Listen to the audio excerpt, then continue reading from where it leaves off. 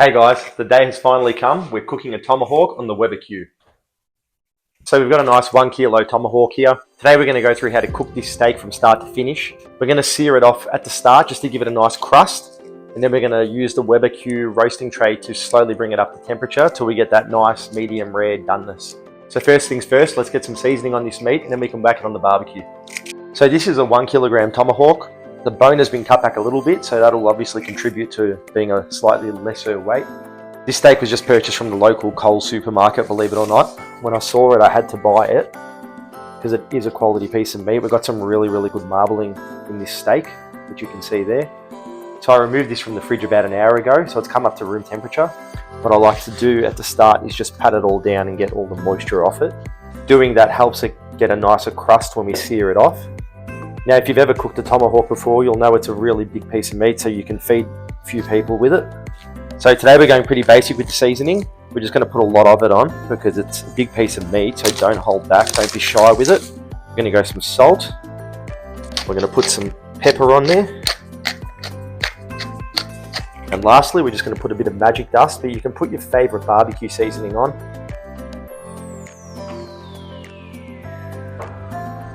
Just don't hold back on that seasoning because it's such a thick piece of meat, like I said before, and it can take this seasoning.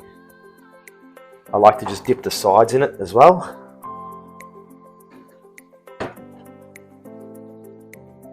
So flipping it over, we'll do the same on the other side.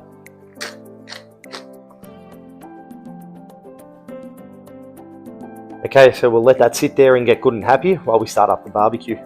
So, first things first, we're going to sear this steak off, so we want to start this up and run everything on maximum heat.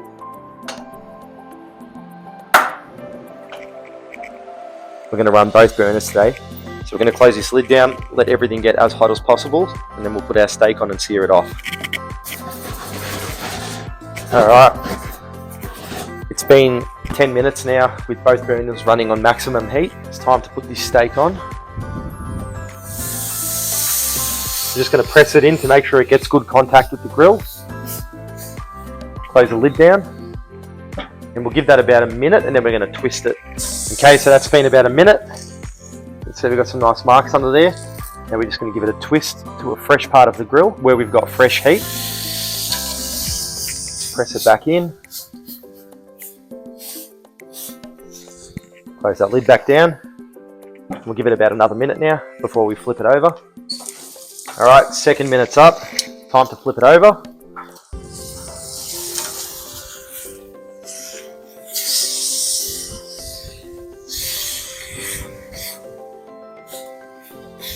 Look how good that looks. Okay, so that's been another minute. Time to give it a twist.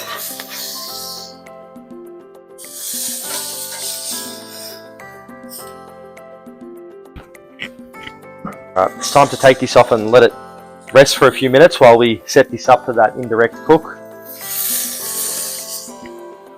Beautiful.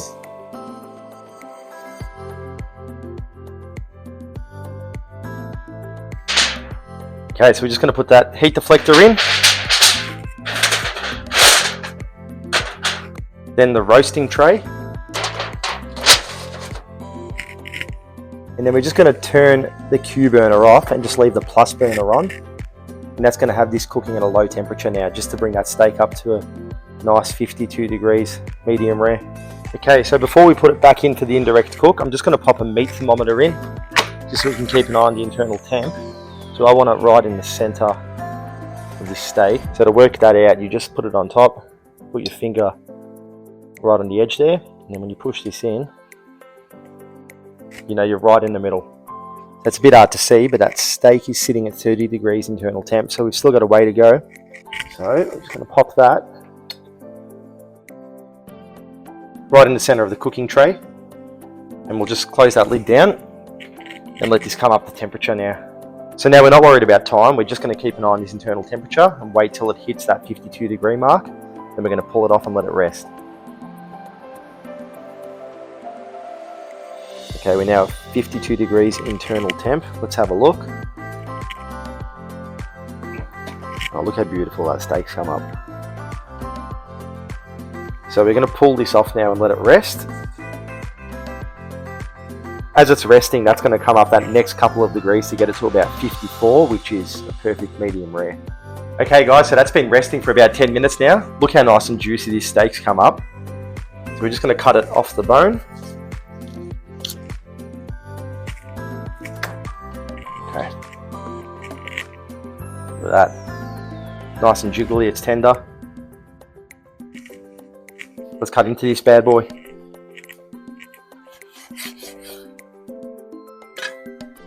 Oh yeah, that's beautiful. Look at that, just wobbling.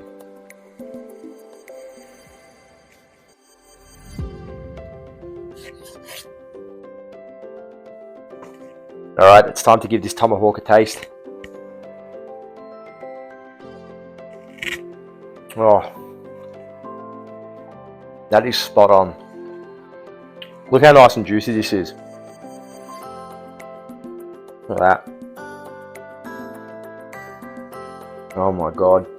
This has got so much flavour and it's actually really tender for a tomahawk.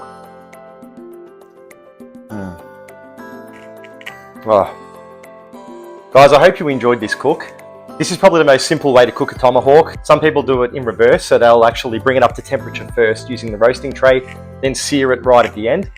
I just find that a little bit more difficult to try get the temperature perfect. When you're roasting it, you only bring it up to about 47 or 48 degrees, and then you're trying to sear it at the end and bring that last bit of the temperature up as you're searing it. And sometimes it's hard to get that perfect. Whereas with this method, seeing as you've got the perfect crust on it at the start, once you put it in the roasting tray, all you're doing is waiting for that internal temperature to hit exactly where you need it, and then you get a perfectly cooked steak like that.